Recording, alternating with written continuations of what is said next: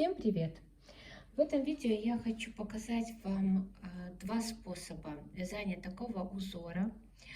Я думаю, что это актуальный сейчас рисунок, узор для весеннего или летнего гардероба. Так, и вот нашла я, что это за ниточка. Это у меня оставалась ниточка после моего одного проекта. Я вам покажу, по-моему, я его не показывала. Я как-нибудь покажу вам в следующих видео. Этот джемпер или кофта, она связана с элементами оригинальности. Вот, я думаю, что вам понравится или какая-то, то есть будет какая-то у вас идея тоже, как можно связать кофту на вязальной машине. Ну, а сегодня мы свяжем с вами вот такой узор. Значит, эта ниточка у нас вот такая. Это Alize Diva Silky Effect. Значит, что это у нас тут? В 100 граммах 350 метров. И тут получается, что микрофибра-акрил. 100% микрофибра акрил. Вот так вот как-то называется, интересно. Так как я уже вязала из этой ниточки, вяжется она хорошо, ровненько. Мне понравилось один момент, что мне не понравился, это сильно яркий цвет в этой кофте. Ну, а сама как нитка очень приятная. И для вот летних каких-то моделей она хорошо подойдет. Такая, знаете, как бы струящаяся и охлаждающая, наверное, даже вот так скажу. Ну, а что я хочу сказать по поводу этого узора? Это сетка. Сетка выполнена двумя способами. Хочу в этом видео показать эти два способа. Как вы видите, узор одинаковый, только вот в этой части узора образца дырочки, они крупнее, чем вот в этой. Плотность одинаковая, нитка одинаковая, но тут у нас будет в одном способе мы будем использовать рычажки частичного вязания, а во втором способе мы не будем их использовать. Вот таких два интересных способа я хочу вам сегодня предложить и показать. Приятного просмотра! Первый способ мы будем вязать без использования рычажков частичного вязания. И я специально включаю счетчик, он у меня в рабочем положении. Значит, у меня сейчас образец будет вязаться на 40 иглах. И плотность для этой нити выбрана 8. Так, что мы сейчас будем делать? Так как я уже говорила, что вариантов, как оказывается, вязания сеток на вязальной машине очень большое количество. И сейчас вот именно я в этом примере покажу, получается, сетку, которая будет формироваться из двух петель, из двух игл пустых.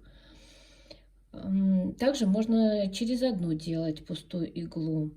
Так, ну в общем, сейчас все покажу. Начинать, так как это образец, и я начну, допустим, так, сейчас вот я всегда ориентируюсь по точке. Там, так, это двоечка, не вижу точки. Еще у меня, вот она точка. Так, вот, допустим, вот у меня отсюда я буду начинать с этой иглы.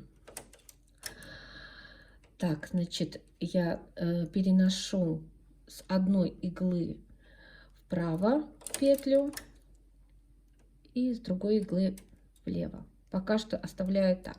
Дальше у меня 2 должны быть в рабочем положении. То есть, ну, точнее, они все потом будут в рабочем положении. Но чтобы снимать следующую, я считаю, что 2 вот эти вот петли, они остаются. И 3-ю переношу на вот эту соседнюю. Следующую на эту. Также 2 пропускаю. 3-ю сюда. Сюда. И вот так разбираю все иглы.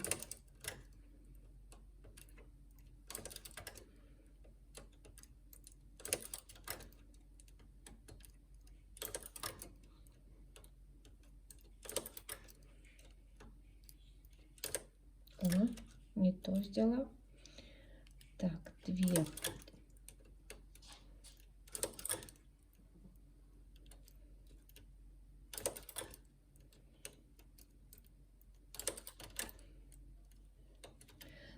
И вот достаточно.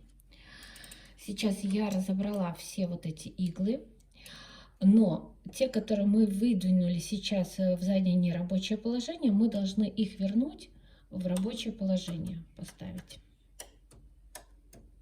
То есть все у нас иглы сейчас в рабочем положении. И мы провязываем 2 ряда. Так, ну обычно хорошо провязывается. И второй ряд. Ну вот, давайте посмотрим сейчас, что у нас получилось. Если мы дальше будем провязывать, то у нас не будут вот эти иглы, вот эти петли провязываться, ну, как обычно. То есть у нас все равно будут вот такие вот протяжки.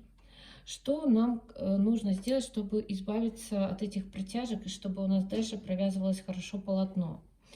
Мы должны любую, или вот эту вот, или на эту иглу, или на эту иглу накинуть вот эту дужку. Немножко спущу. Может быть, не видно, вот так будет видно. И делаем это со всеми дужками.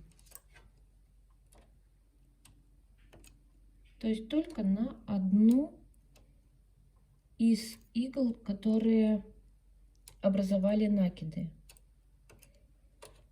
которые были пустыми и вот так провязались. Все, и сейчас мы провязываем ряд. Все, ряд провязался у нас, все петли у нас провязались хорошо.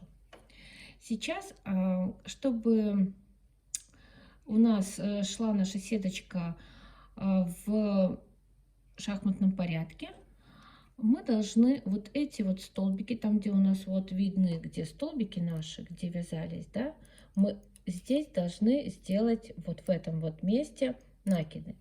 То есть освободить наши иглы от петель. Так, сейчас, секундочку, начнем с этой стороны, уже с края. И эту петлю мы переносим на соседнюю, эту сюда. Далее пропускаем.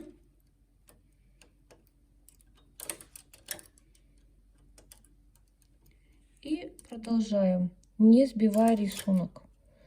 То есть у нас должны быть 2 иглы с петлями, 2 пустые.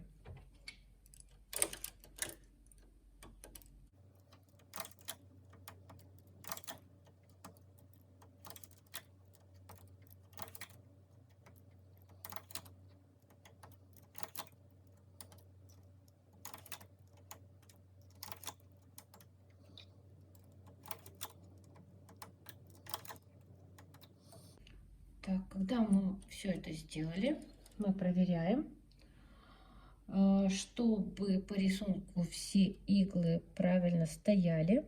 И теперь вот эти, которые иглы у нас в заднем нерабочем положении, мы выдвигаем их в рабочее положение. И провязываем 2 ряда. Так, ряд. Провязывается хорошо, но опять, что у нас образовалось? Вот такие вот непровязанные петли. И делаем тушку, накидываем на одну из игл.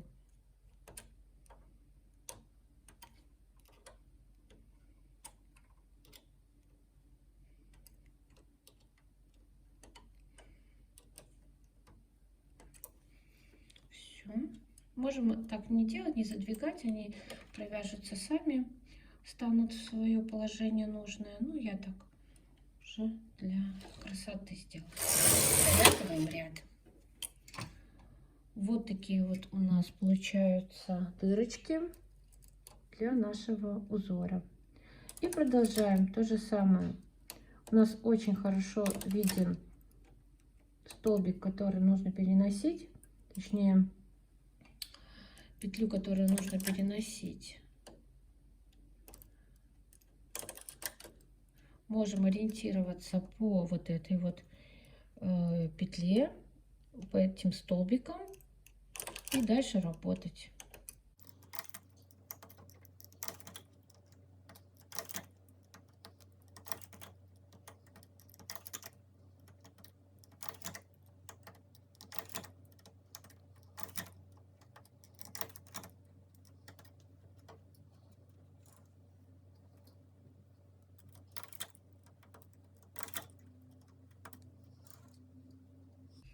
Дальше выдвигаем наши иголочки все в рабочее положение и провязываем 2 ряда.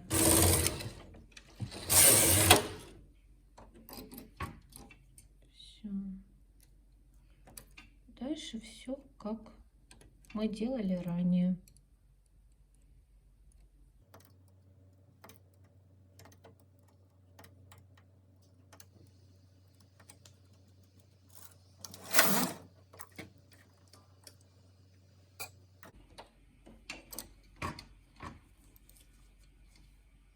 И сейчас мы повторим точно такой же рисунок, узор, но с помощью рычажков частичного вязания. Мы их сейчас включим с одной стороны и со второй стороны тоже. Также хочу обратить внимание, что вот этот весь образец мы связали на 15 рядах. Вот он. Я специально хочу отметить, что это 15 ряд с этой стороны. Мы будем сейчас вязать, в принципе, все то же самое. Он будет такой же рисунок, только при помощи с использованием рычажков частичного вязания. Но все-таки немного он будет отличаться. Отличаться он, сразу скажу, будет размером вот этих дырочек. Может быть, кому-то второй способ будет удобнее. Он может быть даже быстрее, может быть нет. Ну, в общем, хочу, чтобы вы знали и об этом способе тоже. Так, рычажки мы включили, плотность у нас стоит та же. И будем продолжать просто по рисунку наш узор. Что для этого мы должны сделать? Ну, разбираем, как обычно, как и в прошлый раз. Начнем вот с тех столбиков, которые нам уже видны, куда переносить петли. Переносим петли. Так, сейчас я... Ой!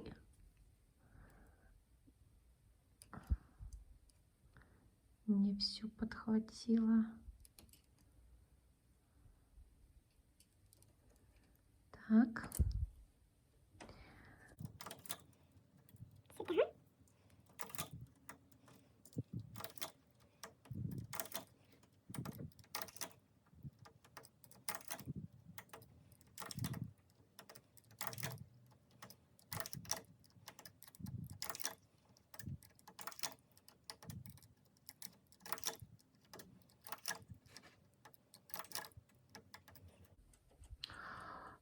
Так, разбор у нас игл такой же, но сейчас мы должны выставить вот эти вот иглы, которые у нас были в заднем нерабочем положении, Мы должны их выдвинуть в переднее нерабочее положение.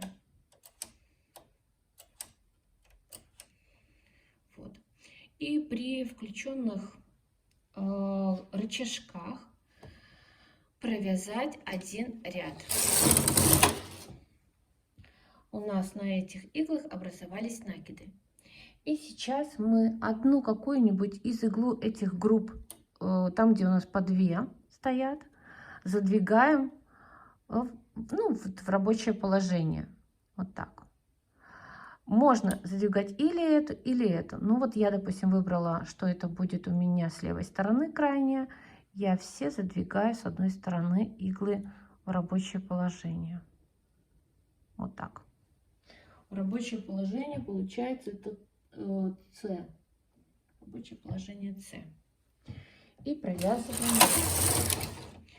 И сейчас задвигаем все остальные иглы с нерабочего в рабочее. И провязываем ряд. Все у нас получилось то же самое, только обратите внимание, дырочки у нас стали мельче. И продолжаем рисунок по нашей схеме, ну по рисунку получается, да? Мы уже видим, какие нам петли переносить. Мы их переносим.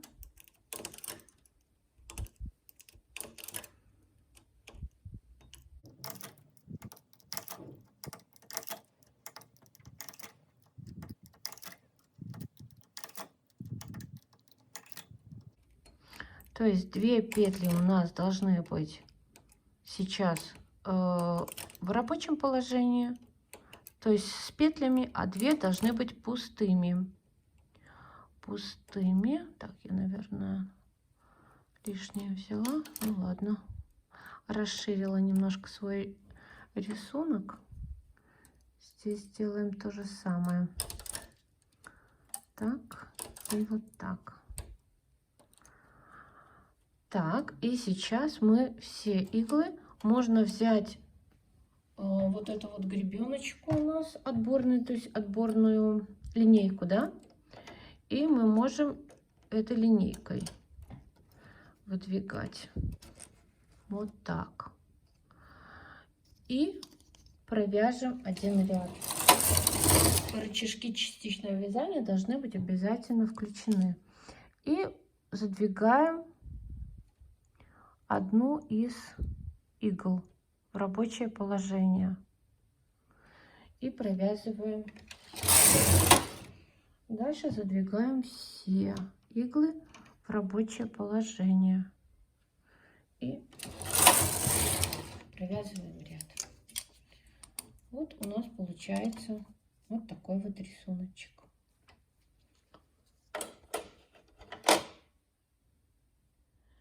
Сейчас я повторю все то же самое. И мы снимем наш образец с игольницы и посмотрим, что у нас получается с лицевой стороны. И более отчетливо, ну, оно уже отчетливо видно, что при данном методе, способе, когда мы вяжем с использованием рычажков частичного вязания, то дырочки, они стали мельче. Вот. А без, когда мы первый образец вязали, первый способ, они крупнее. Вот так.